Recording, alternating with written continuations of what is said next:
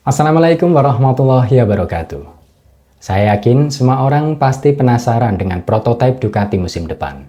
Atau lebih tepatnya Desmos edisi GP25 yang akan menjadi tunggangan baru Pecco dan Marquez, serta Fabio Di Giannantonio dari Pertamina Enduro VR46 Racing Team di musim depan. Dan baru-baru ini terendus informasi hangat soal gambaran performa GP25 yang bocor ke media. Informasi mahal tersebut diungkap langsung oleh pembalap pengunci Ducati, yaitu Michel Pirro, saat dia menghadiri acara tahunan IACMA atau pameran sepeda motor yang diselenggarakan di Milan, Italia. Di mana salah satu media menyodorkan beberapa pertanyaan untuk mengorek prototipe anyar Ducati untuk musim depan, melalui test ridernya langsung, yaitu Michel Pirro. Seperti apa gambaran prototipe Desmos edisi GP25 yang akan dicoba oleh Pecco dan Marquez dalam tes pramusim di Barcelona? Seperti yang telah kami lakukan dalam beberapa tahun terakhir, Anda akan kesulitan melihat dan memperhatikan evolusinya. Namun seperti setiap tahun, kami berusaha untuk meningkatkannya, dan menurut saya, motor 2025 juga merupakan langkah maju. Dan tes terbaru yang sudah dilakukan menegaskan hal itu. Apakah ada lompatan besar antara spek GP24 dengan GP25, seperti gambaran GP23 dengan GP24 musim ini? Idenya selalu seperti itu. Artinya kami menemukan sesuatu. Namun itu tidak mudah, dan akan lebih baik jika mengambil langkah maju seperti gabungan antara GP22 dan GP23, yang akan memungkinkan kami untuk selalu kompetitif di semua jenis sirkuit, bukan hanya beberapa sirkuit. Tahun ini, GP24 terbukti kompetitif di semua fase, di mana keunggulan tersebut tidak terdeteksi pada GP22 dan GP23. Tidak mudah untuk menemukan setengah sepersepuluh untuk meningkatkan motor yang benar-benar bagus.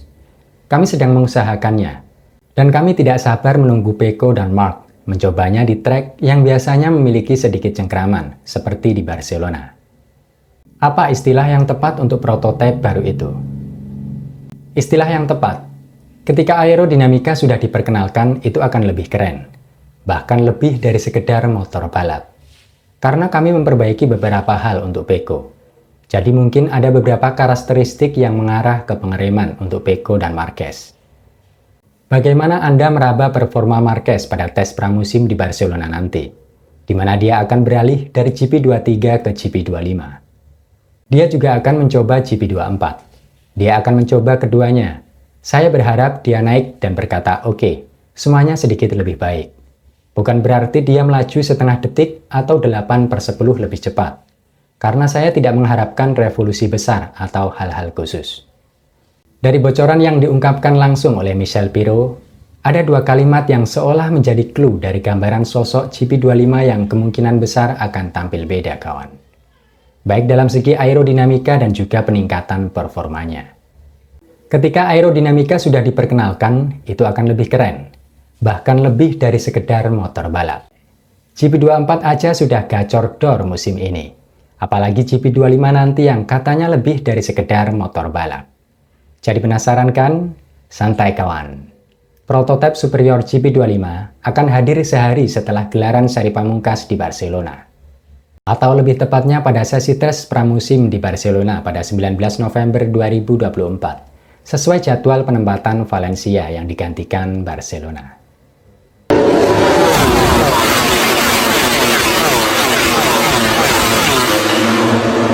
Seri MotoGP terakhir di Barcelona akan menjadi penentu siapa pembalap terbaik di kelas paling elit musim ini. Jorge Martin ataukah Pecco Bagnaia? Menuju Barcelona, Jorge Martin memiliki kans yang lebih besar untuk memenangkan gelar MotoGP pertamanya musim ini, dengan modal keunggulan 24 poin dari Pecco dan berpeluang mengunci gelar dalam sesi sprint jika dia mampu menambah keunggulan dari Pecco 2 poin saja. Namun kita juga tidak bisa menutup kemungkinan bahwa keberuntungan terkadang mampu membalikkan keadaan dan melawan teori kemenangan yang sudah di depan mata menjadi sebuah kekalahan yang tak terduga. Seperti dua momen bersejarah yang pernah terjadi sebelumnya di kelas MotoGP, yang membuat sang pemimpin klasemen di seri terakhir gigit jari dengan kekalahan tak terduga atas rival terdekatnya di kejuaraan dunia. Pertama terjadi pada tahun 2006 antara mendiang Nicky Hayden dengan Valentino Rossi. Di mana kala itu The Doctor menuju seri terakhir di Valencia dengan keunggulan 8 poin dari Hayden yang membela Repsol Honda. Mengawali balapan di pole position tak mampu membuat Rossi mengamankan tempat terdepan. Pasalnya start buruk memaksanya turun di posisi ke-6 pada lap pembuka. Justru Nicky Hayden yang kala itu penuh semangat mampu tampil ngotot dan berhasil menempati posisi kedua pada lap ketiga. Dengan merosotnya Rossi ke posisi 6 pada lap pembuka, secara matematis gelar berpindah ke tangan Hayden dengan selisih 3 poin.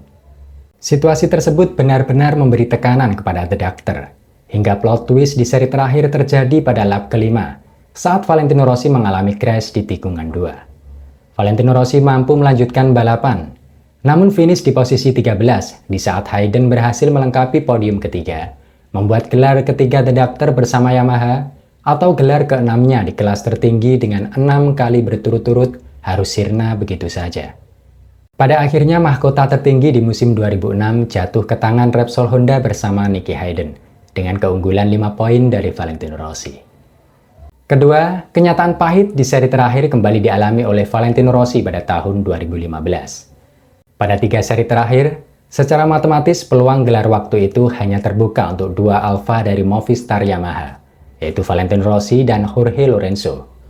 Puncak ketegangan yang terjadi di Sepang antara Rossi dan Marquez waktu itu dengan kontroversi bersejarah mereka, yaitu Sepang Clash, membuat Valentino Rossi yang unggul 7 poin dari Lorenzo menuju seri terakhir Valencia harus mengalami kerugian besar, karena hukuman penalti yang memaksanya berjuang dengan mengawali balapan di grid terakhir di Valencia. Sedangkan Lorenzo start di pole position. Perjuangan keras seorang Valentino Rossi di usia 36 tahun dalam tekadnya menggenapi gelar ke-10-nya waktu itu benar-benar tak terbendung. Pada lap pembuka, ambisi besar Rossi mendorongnya untuk berada di posisi ke-12. Dan pada lap ke-12, Rossi sudah berada di posisi ke-4. Valentino Rossi pada waktu itu bisa saja mencetak momen gelar paling bersejarah. Karena secara matematis, jika Lorenzo finish di posisi ketiga, sedangkan Rossi finish di posisi keempat, maka gelar ke-10 akan berada pada genggaman Rossi. Sayangnya balapan waktu itu berhasil dimenangkan oleh Jorge Lorenzo. Walaupun jalannya balapan saat itu sedikit memicu kontroversi dari buntut kejadian Sepang Clash di seri sebelumnya. Pada akhirnya tahta tertinggi di musim itu berhasil diraih oleh Jorge Lorenzo. Berkaca dari 2 plot twist yang terjadi pada musim 2006 dan 2015, maka Pecco yang tidak lagi difavoritkan dalam mempertahankan plat angka 1-nya di Barcelona, bisa saja mendapatkan keberuntungan dari kejadian tak terduga. Walaupun secara matematis sangat sulit bagi Pecco untuk membalikkan keadaan dengan selisih poin yang cukup banyak, yaitu 24 poin. Apakah Jorge Martin yang secara teori jauh lebih diuntungkan dengan keunggulan 24 poin akan mampu menutup musim 2024 dengan gelar MotoGP pertamanya bersama calon mantan timnya di musim depan? Ataukah Pecco Bagnaia yang akan mendapatkan keberuntungan tak terduga dan menciptakan plot twist dengan menumbangkan sang pemimpin klasemen di seri terakhir seperti momen 2006 dan 2015? Yang pasti, kedua kandidat dari Ducati, baik Martin maupun Pecco, adalah 2 pembalap cepat yang pantas mendapatkan gelar juara dunia musim ini. Semoga informasi yang saya bagikan bermanfaat dan bisa menemani waktu santai kalian semua. Jangan lupa dukung selalu channel ini kawan, dengan cara like, subscribe, share, dan komen. Serta tidak bosan selalu saya ingatkan, biasakan berdoa dan cek kondisi kendaraan Anda sebelum pemakaian.